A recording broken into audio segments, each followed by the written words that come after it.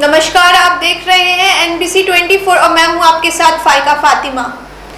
श्रीलंका एक गहरे राजनीतिक और आर्थिक संकट में फंस गया है और बुधवार को देश के राष्ट्रपति गोटबाया राजपक्षे देश से भाग निकले, जिसके बाद देश में प्रदर्शन और तेज हो गए हैं। इस बीच देश में आपातकाल की घोषणा कर दी गई है और पीएम रणिल विक्रमसिंघे कार्यवाहक राष्ट्रपति बन गए हैं। जानते हैं ये सारा संकट कैसे और कब शुरू हुआ। राष्ट्रपति गोटबाया राजपक्षे ने आपातकाल की अस्थायी स्थिति की घोषणा की। सुरक्षा बलों के विरोध प्रदर्शन के बाद संदिग्धों को गिरफ्तार करने और हिरासत में लेने के लिए व्यापक अधिकार दिए गए।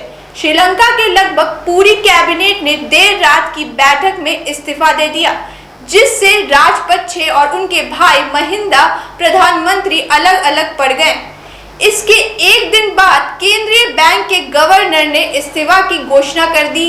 राष्ट्रपति राजपक्षे की मुश्किलें और गहरी हो गई, क्योंकि वित्त मंत्री अली साबरी ने नियुक्ति के एक दिन बाद ही इस्तीफा दे दिया। पूर्व सहयोगी दलों ने उसे पद छोड़ने का आग्रह किया। इसके बाद उन्होंने आपातकाल की स्थिति को हटा लिया। बता दें कि साल 2019 के आधार में राष्ट्रपति राजपक्षे ने टैक्स को काफी कम कर दिया था। रिपोर्ट्स के अनुसार श्रीलंका में वैट को 15% से हटाकर 8% कर दिया था और इससे देश के सरकारी खजाने में हर साल 60,000 करोड़ रुपए का नुकसान होने लगा। इस वजह से वैश्विक स्तर पर श्रीलंका को काफी नुकसान हुआ और सरकारी खजाना भी लगातार कमजोर पड़ता गया। वैसे तो कोविड का असर हर देश पर पड़ा, लेकिन कोरोना ने श्रीलंका को ज्यादा प्रभावित किया। इसकी वजह से ये है कि श्रीलंका की अर्थव्यवस्था में 10% योगदान पर्यटन उद्योग का था और कोविड से ये क्षेत्र काफी ज्यादा प्रभावित हो गया। इससे बेरोजगारी बढ़ गई और लोगों के बिल्कुल भी पैसा नहीं बचा। इससे उभरने के लिए सरकार ने काफी नए नोट छाप दिए और हालात लगातार बिगड़ गए। फिर डॉलर के मुकाबले श्रीलंका की मुद्रा काफी गिर गई। श्रीलंका में पैसे की आमदनी कम होने पर लगातार कर्ज बढ़ता गया और विदेशी कर्ज भी उसी के हिसाब से काफी बढ़ गया।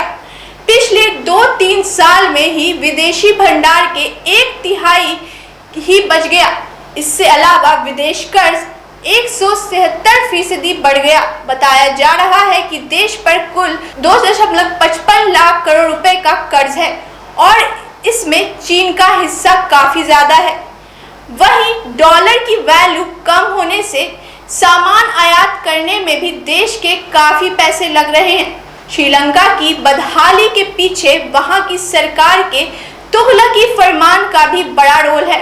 सरकार ने घोषणा कर दी कि श्रीलंका पूरी तरह से ऑर्गेनिक खेती करने, ऑर्गेनिक फसलें पैदा करेगा। इस घोषणा के बाद श्रीलंका में कीटनाशकों और उर्वरक पर रोक लगा दी गई। ऊपर से चीन से घटिया ऑर्गेनिक खाद उठा लाया। नतीजा ये हुआ कि फसलें के कीड़े खाने लगे और उर्वरक की कमी की वजह से उत्पादन बहुत ज्यादा कम हो गया। ऊपर से श्रीलंका ने विदेशी से अपना पाम ऑयल आयात पर भी रोक लगा दी। तुगलकी फरमान का असर ये हुआ कि श्रीलंका अपनी जरूरत के लायक भी फसल उत्पादन नहीं कर पाया।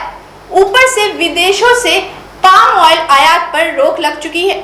ऐसी ही तमाम खबरों के लिए देखते रहे NBC 24।